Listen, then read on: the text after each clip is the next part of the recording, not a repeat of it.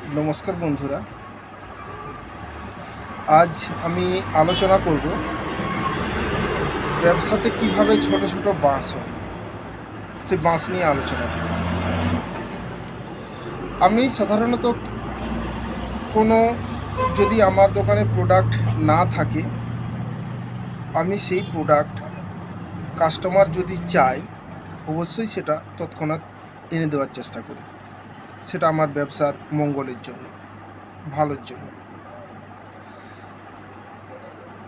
সেদিন একটা কাস্টমার, নামও বলছি না আর কি প্রোডাক্ট চেয়েছিল তাও বলছি না, উনি হয়তো বুঝতে পারবেন, কারণ এটা আমি আমার বাস্তব অভিজ্ঞতা থেকে বলছি, আমার জীবনে ঘটে যাওয়া অভিজ্ঞতা থেকে বলছি। কাস্টমারটি অর্ডার দিয়েছিলেন, একটু দামি জিনিসই সেটা ছিল। আমি তার জন্য 5 কিলোর মতো এনেছিলাম। দোকানে ছিল, কাস্টমারটা অর্ডার দেওয়ার পর কিন্তু বেশ কিছুদিন দোকানে আসেন। তো তখন প্রায় 2 কিলোর মতো সেই প্রোডাক্ট আমার বিক্রি হয়ে যায়। হঠাৎ একদিন রাস্তায় দেখা, আমি বললাম, কাকা তুমি যে প্রোডাক্টটার অর্ডার দিয়েছিলে না, সেটা এনেছি আমি, তো কিছুটা বিক্রি হয়েছে, কিছুটা আছে।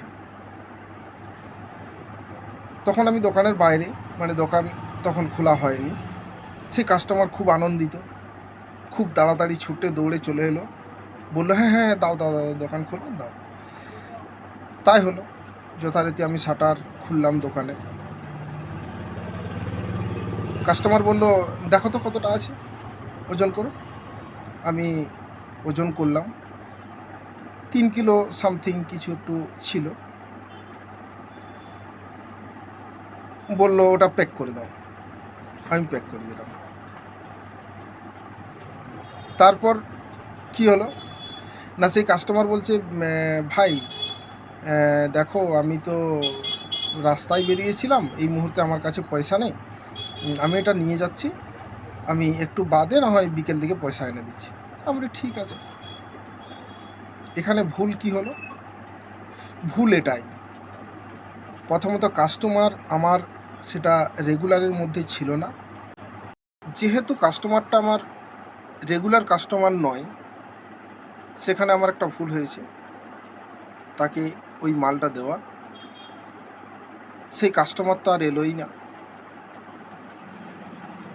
যেটুকু মালটা নতুন মাল আনা ছিল সেটা আমার সম্পূর্ণ নিয়ে গেল, মানে প্রোডাক্টও গেল আর টাকাও গেল। আমি সমস্ত দোকানদার ভাইদেরকে বলবো, দাদাদেরকে বলবো,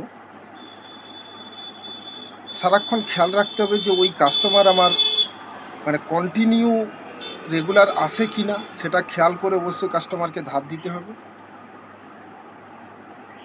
নতুবা কাস্টমারের ব্যবহার, সে তার পেমেন্ট কীরকম, নইলে এইরকম আমার মতো একটা বাঁশ।